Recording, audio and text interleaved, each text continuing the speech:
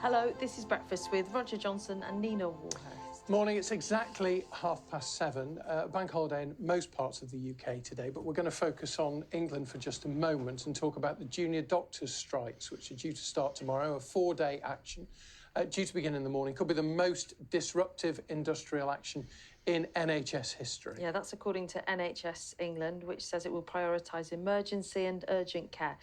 Alistair Fee has been to hospitals in Surrey to find out how they've been preparing. Emergency care is unpredictable and always busy, but the huge challenge in the coming days feels inevitable. Lovely. There are simply too many factors to contend with. We're going to have higher numbers on the Tuesday expected because of the bank holiday weekend, and then take that on top of the fact that we'll have less resources, we'll have less doctors on the shop floor to see patients. That is likely to mean longer waits. Sadie came into Frimley A&E with pneumonia and was seen quickly. Honestly, we phoned 111 first, who referred us here, so we were straight through. So it wasn't a long wait for us today, but I know that they can be. But from tomorrow, it's feared it'll be much harder to deliver the high standards of care they want to. Holiday periods always bring additional pressures. Emergency departments like this have very little extra capacity. Many here will have booked leave, so even without the junior doctors' strikes, staffing is tight. I think it will be a challenge to deliver the care without the resource of the junior doctors during those days. And I suppose there is the other point is that what is so important is that if patients are coming to the emergency department that don't need to be here, they'll be using up resources. That means those that come that do need to be here will wait longer.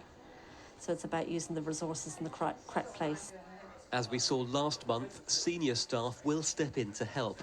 Gareth is a respiratory consultant and will be covering 2 shifts in the emergency department. This is certainly going to be a very busy time for us. We've been putting a huge amount of effort into planning for the industrial action. That's involved planning across all of our clinical areas to ensure that we're providing safe care for all of our inpatients and also our patients needing emergency care in A&E. But hospitals will need additional help. Trusts are asking people to do what they can by accessing other health services in the community and only attending A&E in an emergency. I think it's really important that anybody who needs urgent or emergency care does come to our A&E department if that's the right place for them to be coming to. Understandably, there will be lots of other illnesses. There are obviously other ways of people getting to see their GPs using 111 and the 111 online service, and pharmacies as well if they're less serious conditions that they could be helped with there.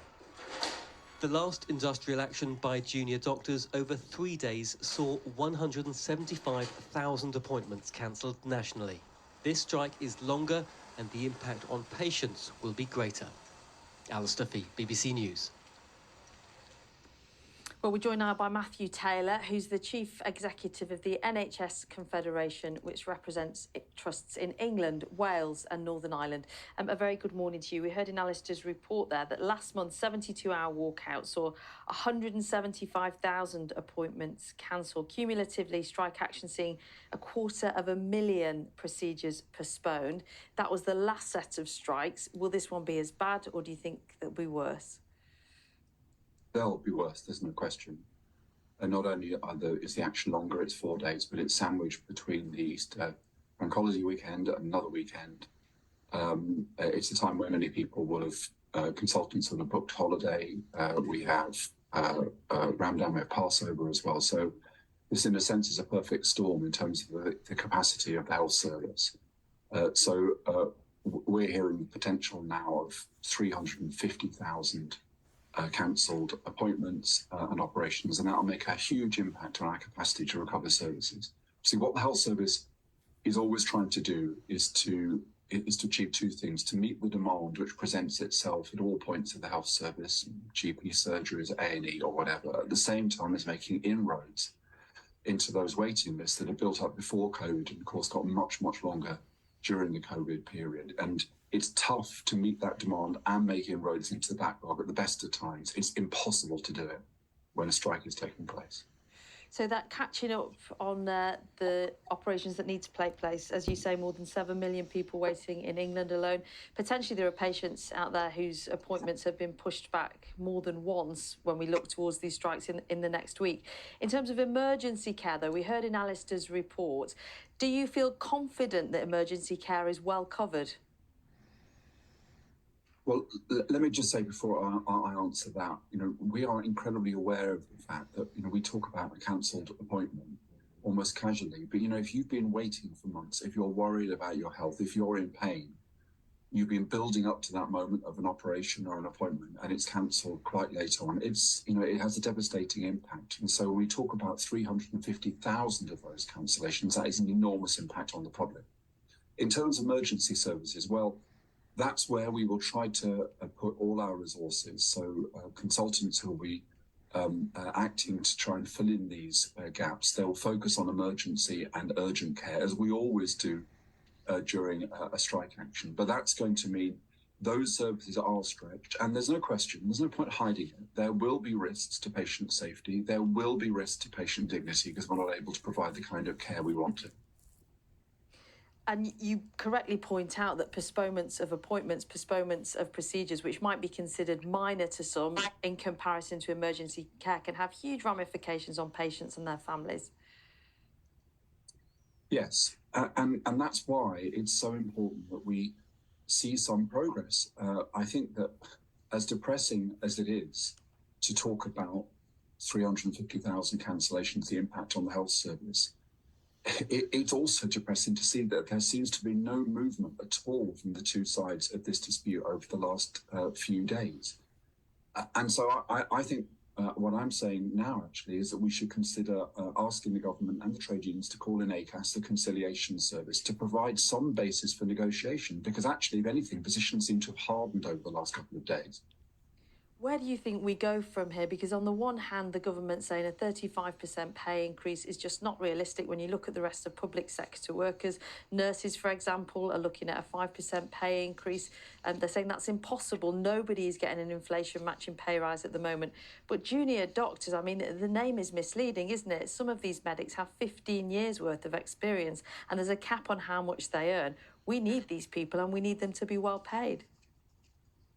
Yeah, absolutely. And I understand the case that the junior doctors are making, the way in which their pay has fallen back. But I think even as the BMA has recognised, the 35% demand is the starting point for negotiation. That's what negotiation's about. And the Secretary of State said yesterday that he wouldn't enter a negotiation until the BMA dropped that claim or abandoned strike action. Look, what I'd say is we've been here before.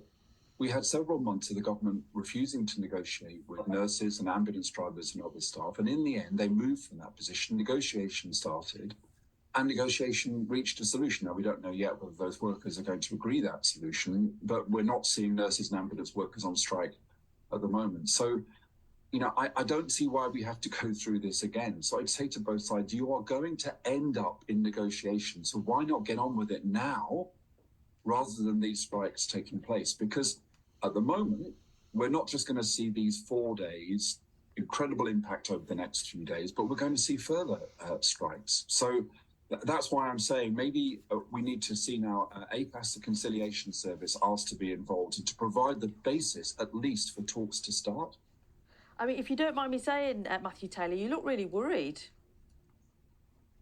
Well, it's an extremely worrying situation. I speak to leaders all the time, and, if you lead in the health service, you are used to dealing with challenging situations of crisis. You've been through the COVID period. But the leaders I spoke to and over the last few days are genuinely worried. I'd also say this, they are human beings as well. They have families. They would like to take holidays. Leaders will not be doing that. They will be in their hospitals. They'll be in their health centres trying to make services work, trying to protect emergency and urgent care. So, yeah, look, it is a tough time working in the health service right now. The leaders I represent are proud to be health service leaders, but it is a tough time. We've been through a tough winter. But now to be facing this situation where those waiting lists are going to get longer, cancelling work, not being able to guarantee the level of care you want to provide, well, that's heartbreaking for an NHS leader. Matthew Taylor, Chief Executive of the NHS Confederation, thank you for your time this morning. Looking ahead to that 72-hour strike from junior doctors and their warning there that patient safety could be put at risk. It's 7:39.